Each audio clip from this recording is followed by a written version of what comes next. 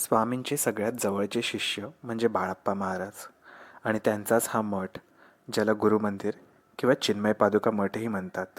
या मठाची स्थापना बाळप्पा महाराजांनी जवळपास 125 वर्षांपूर्वी केली होती. बाळप्पा महाराजांच्या नंतर गंगाधर महाराज आणि त्यानंतर अक्कलकोटचे गजानन महाराज शिवपुरे अशी गुरुशिष्यांची थोर परंपरा या मठाला लाभलेली आहे. आतमध्ये प्रवेश करताना सर्वप्रथम गणपतीची मूर्ती दिसते. मंदिराच्या सभामंडपात असलेले जुन्या बनावटीचे लाकडी खांब व त्यावर लावलेली पुरातन छायाचित्रे ही अगदी पाहतच राहावीशी वाटतात. इथले आणखीन एक वैशिष्ट्य म्हणजे फरशांवर उमटलेले स्वामींच्या पावलांचे ठसे. 2017 साली छताच्या रंगरंगोटीसोबतच जमिनीवरच्या जुन्या फरशा काढून नवीन बसवण्यात येणार होत्या, पण त्याआधीच सर्व फरशांवर स्वामींच्या पायांचे ठसे दिसून आले. तुम्हाला हे पाहून हम गया नहीं जिंदा है स्वामींच्या या वाक्याची प्रचिती नक्कीच येईल.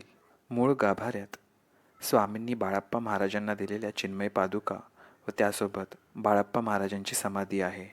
खाली उजव्या बाजूला गंगाधर महाराजांची समाधी असून डाव्या बाजूला स्वामींचा पलंग ठेवलेला आहे. हा 3 पायऱ्यांचा पलंग स्वामींनी बाळप्पा महाराजांना सांगून बनवून घेतला होता. रोज संध्याकाळी मच्छरदाणी लावून इथे शेजारती केली जाते. मठाच्या एका बाजूला स्वामींच्या आदिशक्ती स्वरूपाचे दर्शन घडते, तर दुसऱ्या बाजूला 4 वेदांचे सारांश सांगणारे एक देवालय आहे. आणि हा आहे 1872 साली कोडॅक कंपनीच्या एका अधिकाऱ्याने काढलेला स्वामींचा मूळ फोटो. मठाच्या अन्नछत्रात दोन्ही वेळेस महाप्रसादाची सोय असते. मठाच्या उजव्या दरवाजासमोरच समर्थ रामदासांनी बांधलेले शिवकालीन श्रीरामांचे मंदिर आहे. प्रभू श्रीरामांनी सीतामातेला कडेवर घेतलेली ही मूर्ती अगदी विलक्षण वाटते. सोबतच मारुतीरायाचेही दर्शन होते. मंदिराच्या आवारातच एक गोशाळाही आहे. बाळप्पा महाराजांच्या मठाबद्दलचा हा माहितीपट तुम्हाला कसा वाटला ते कमेंटमध्ये नक्की सांगा.